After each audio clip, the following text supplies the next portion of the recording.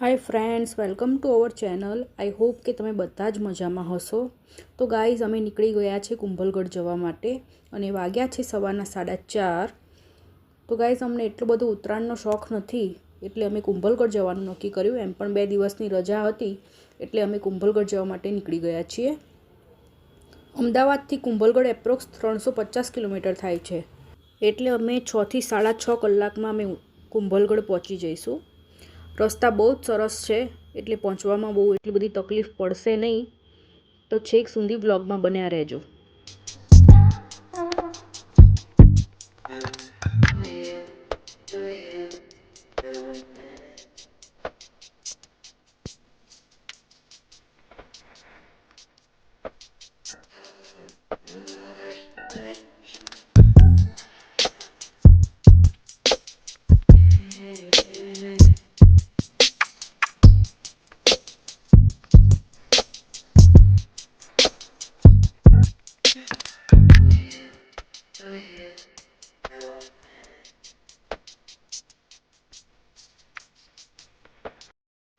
તો ગાઈસ, સરસ મજાના સોંગ સાંભળતા એન્જોય કરતાં હું અને માર્ટિન નીકળી ગયા છીએ કુંભલગઢ જવા માટે.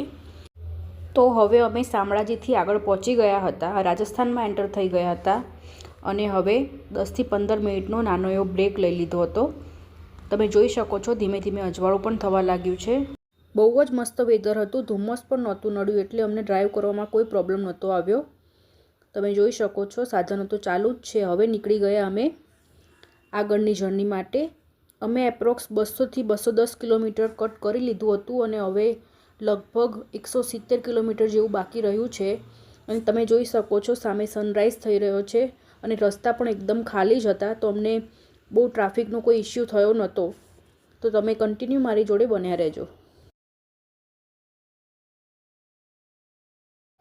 તો હવે ચા નાસ્તો કરવા માટે ઊભા રહી ગયા હતા. બિંગ ગુજરાતી આપણે સવારમાં ચા નાસ્તો તો જોઈએ જ. માર્ટિન વેફર અને ચા ખાઈ રહ્યા હતા અને ઉત્તપમ અને ઢોસા પણ મંગાવ્યા હતા.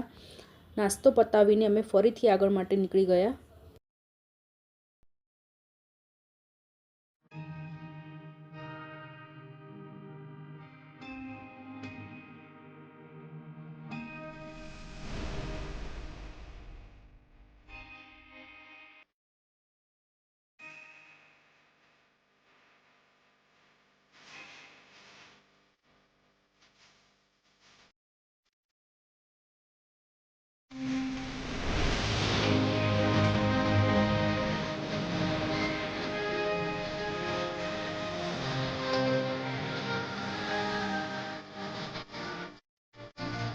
તો હવે 3-4 કિલોમીટર જ બાકી રહ્યું હતું. તો ફાઇનલી અમે 11 વાગે કુંભલગઢમાં પહોંચી ગયા હતા અને ચેક ઇન પણ કરી લીધું હતું. અમે resort booking online make my ટ્રીપમાંથી કરાવ્યું હતું, તો એમાં સારું એવું અમને ડિસ્કાઉન્ટ મળ્યું હતું. અને તમે જોઈ શકો છો આ રૂમ ટૂર છે. અમે ધ કુંભ મહલ રિસોર્ટમાં સ્ટે કર્યો હતો. રિસોર્ટનું ફૂડ અને સ્ટાફ બધું જ બહુ જ સરસ હતું. બહુ જ હેલ્પફુલ હતા બધા જ લોકો. અને અમે અહીંયા 2 દિવસ માટે રોકાવાના હતા.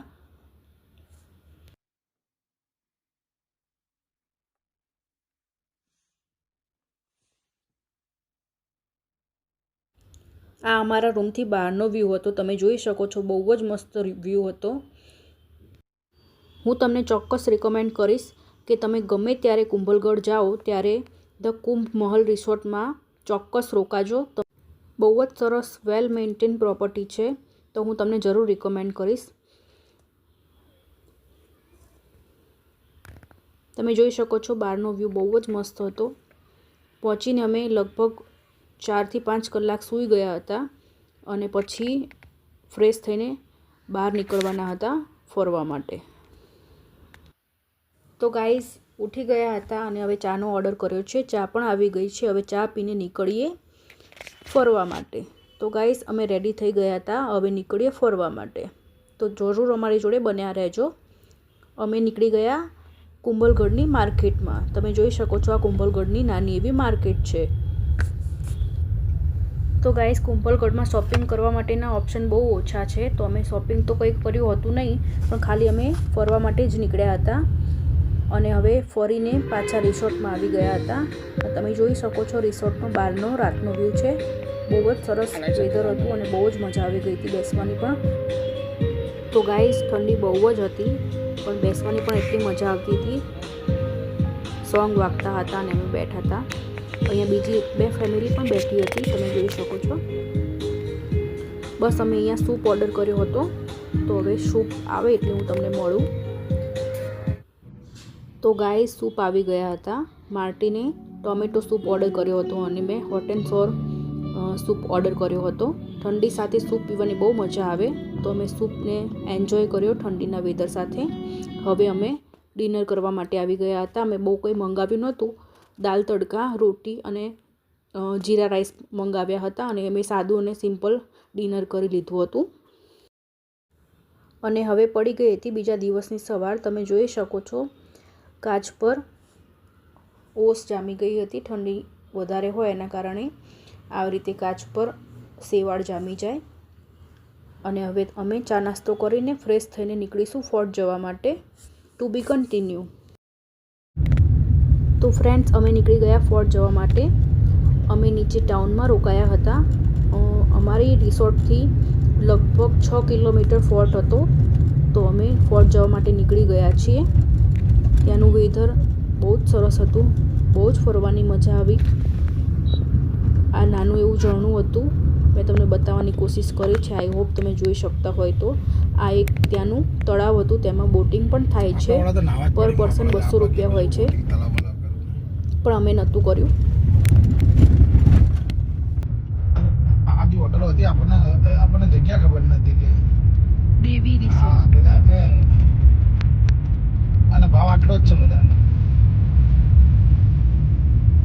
કઈ દૂર નહીં આપતી આ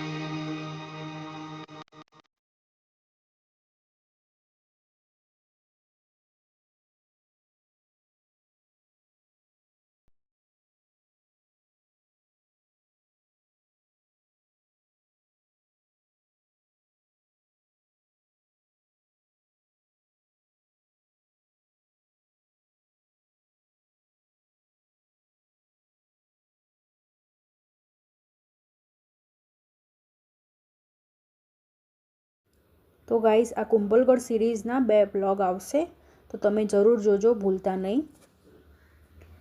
અહીંયા ઉપર જતાં બહુ જ સારા એવા રિસોર્ટો હતા. ત્યાં પણ તમે રોકાઈ શકો છો. બધા જ રિસોર્ટ સરસ હોય છે.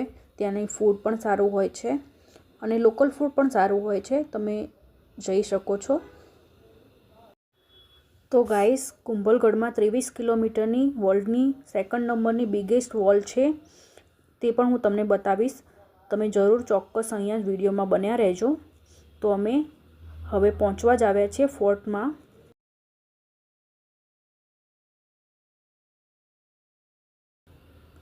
તો ગાઈઝ તમે આ સામે જોઈ શકો છો, એ વર્લ્ડની 2nd નંબરની બિગેસ્ટ વોલ છે. આ વોલ 23 કિલોમીટર લાંબી છે અને સામે દેખાય તે ફોર્ટ છે. હવે અમે ફોર્ટમાં પહોંચી ગયા. ટુ બી કન્ટિન્યુ પાર્ટ 2 જોવા માટે.